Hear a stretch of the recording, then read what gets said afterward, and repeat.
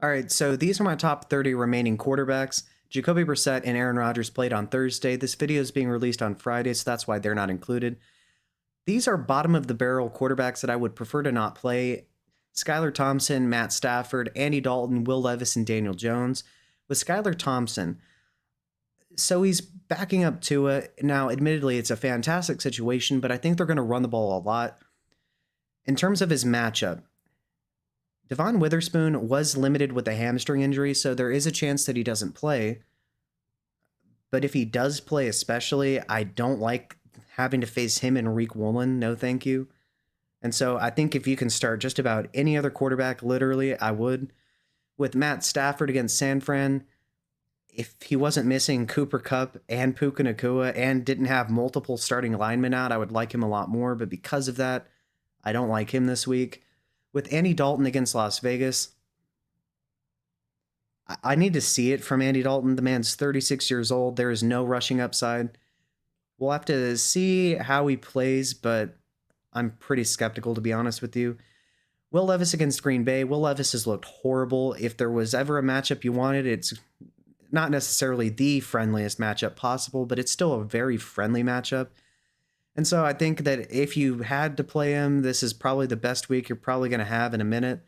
But yeah, I would avoid playing Will Levis. He's turning the ball over like nobody's business. With Daniel Jones, I think he's going to get sacked at least twice by Myles Garrett, so I would avoid playing him if you don't have to.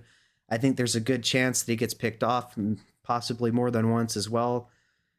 And so, yeah, I do not like Daniel Jones against the Cleveland pass rush. All right, these are quarterbacks that at least have some rushing upside. And so I do like them a little bit more. At 25, we have Caleb Williams, 24, Justin Fields, and 23, Bo Nix. With Caleb Williams, I do think that this is one of the better chances he's going to have a decent fantasy week. I understand that look, there's been a combination of a couple things working against him. He's a rookie, so he has been throwing passes that are inaccurate. That is true. He was impatient, especially in week 2, and threw a couple picks because he just made bad decisions. But his offensive line has also been atrocious. The play calling has been rather stale. They're not able to run the ball. And so all of those factors combined has been why he's been very poor so far for us in fantasy and in real life.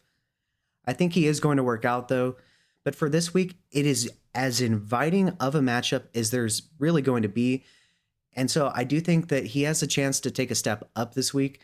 Indianapolis is going to be missing DeForest Buckner, so that interior pass rush, which is the weakness of the Bears, isn't going to be quite as bad as it would normally be.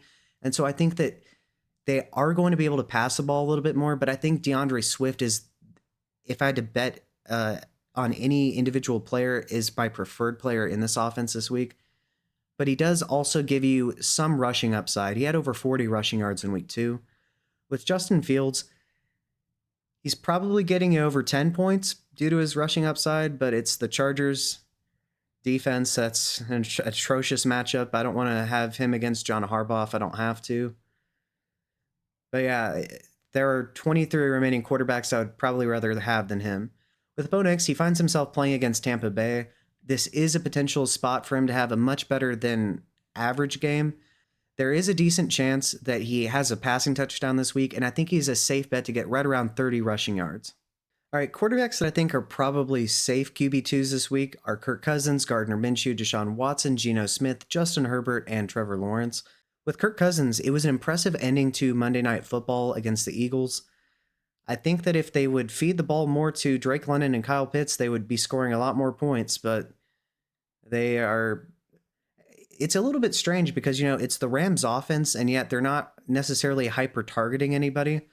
So that may be more so Matt Stafford potentially than Sean McVay, but who knows for sure.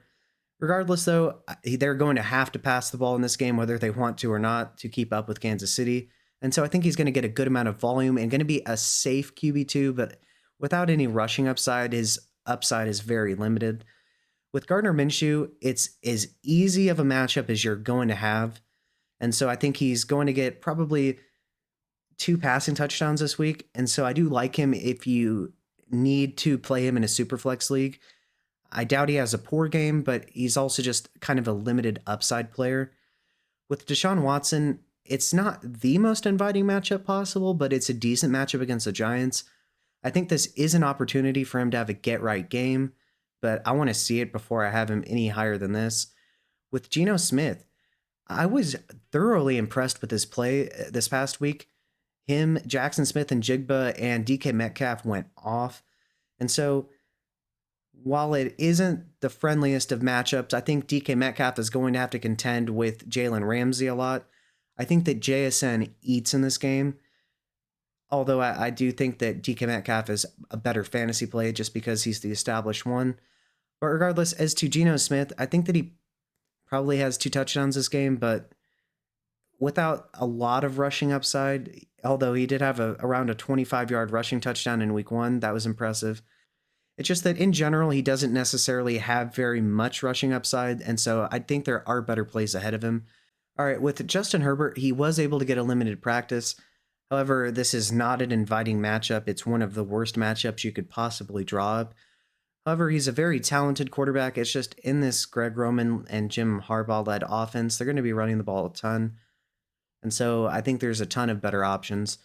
With T-Law against Buffalo, it's not that great of a matchup, and T-Law has not looked good. It's a lot more, in my opinion, a product of the offensive line not being able to open up things for the running game and then also not being able to protect him. And so I think there are plenty of better options, but I think that he's a lot safer than some of these other players going below him. All right, so these are quarterbacks that I think are safe QB2s and could be low-end QB1s. At 16, I have Sam Darnold, 15, Derek Carr, 14, Jordan Love, and 13, Jared Goff.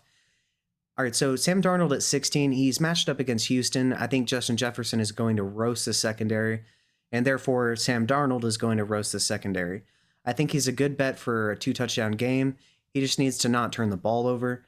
With Derek Carr, he's been fantastic. I do want to see one more week before I have him ranked quite that high, but it is an inviting matchup against the Eagles.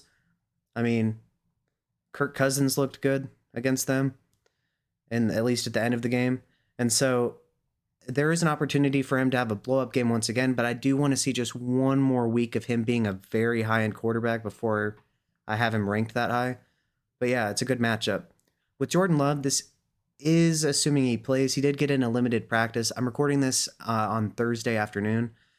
And so if he does play, it is a tough matchup, but the Packers offense is great.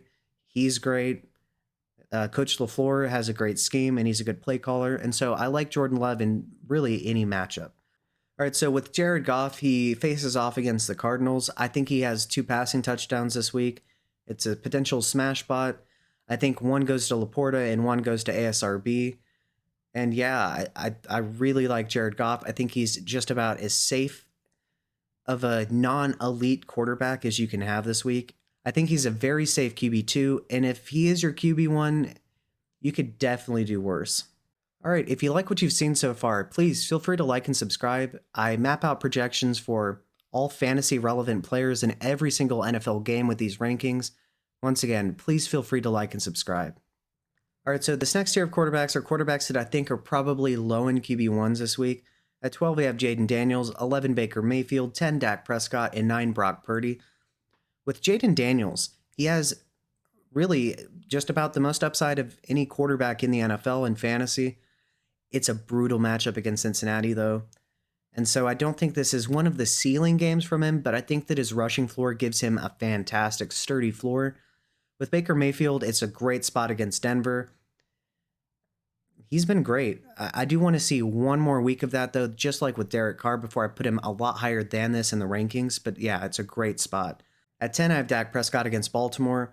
Baltimore is not a great matchup for him, but he's going to have CeeDee Lamb. Jake Ferguson should be healthy, at least healthier.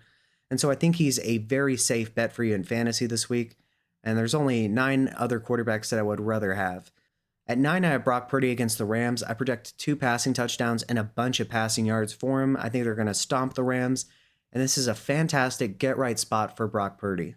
All right, so these are quarterbacks that I think are going to be QB1s and have a chance to be in the top 5. At 8, I have A-Rich, 7, CJ Stroud, 6, Joe Burrow, and 5, Kyler Murray. With A-Rich, it wasn't a good game this past week, but we know that he has a ton of upside. I think he does score a couple of rushing touchdowns this game, and I think that is going to give him a sturdy floor, but I do expect him to throw a couple of interceptions. And there are a couple better options, but he is still a massive upside play any given week. With CJ Stroud, it's a tough matchup against Minnesota, but he's a really good quarterback. And so I think they are going to have to pass the ball to stay in this game. And so I still like him this week. Joe Burrow against Washington, it's a smash spot. He's going to have T. Higgins back and Jamar Chase. I think he has a very good week. With Kyler Murray against Detroit, he's looked amazing with MHJ. He and MHJ have that beautiful off-script playmaking ability. And so I think this is a smash spot for Kyler Murray against Detroit. All right, so my top 4 quarterbacks are Mahomes, Hurts, Jackson, and Allen. This is going to be true most weeks. With Mahomes, it's a smash spot against Atlanta. I think they're going to dominate through the air, and so I think he has 3 passing touchdowns this week. With Jalen Hurts against the Saints, I think he is a very good bet for 2 passing touchdowns and 1 rushing touchdown. They're going to have to put up points to contend with the Saints. It isn't the best matchup, but the Eagles' offense is going to be just fine, even without A.J. Brown. With Lamar Jackson against Dallas, I think this is a great spot for Lamar Jackson, and I do think there's going to be a good amount of points this game. With Josh Allen, it's a fantastic matchup, and he has a chance to go absolutely berserk this week. Start him, obviously, with full confidence. All right, so in conclusion, quarterbacks that I would not start if I don't have to are Skylar Thompson, Matt Stafford, Andy Dalton, Will Levis, and Daniel Jones. Quarterbacks that I have a step up from them but aren't too confident in are Caleb Williams, Justin Fields, and Bo Nix.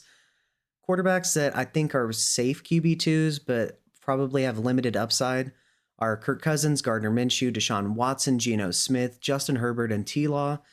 Quarterbacks that I think are very safe QB2s that have a chance to be low in QB1s are Sam Darnold, Derek Carr, Jordan Love, and Jared Goff. Love did get in a limited practice, so he has a chance at playing. This is presuming he plays. Quarterbacks that I think are probably low in QB1s are Jaden Daniels, Baker Mayfield, Dak Prescott, and Brock Purdy. Quarterbacks that I think are QB1s with a chance to be in the top 5 are A-Rich, Stroud, Burrow, and Murray. And quarterbacks that I think are elite and very safe locks to be probably top 5 options are Patrick Mahomes, Jalen Hurts, Lamar Jackson, and Josh Allen.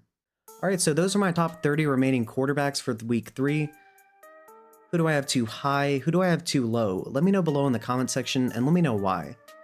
With that being said, if you like what you've seen and heard, please like and subscribe. It lets me know that you want to see more content like this. I plan on doing rankings videos for every week of the NFL season with projections for every single game and every single fantasy relevant player. Please like and subscribe. Thank you and have a good day.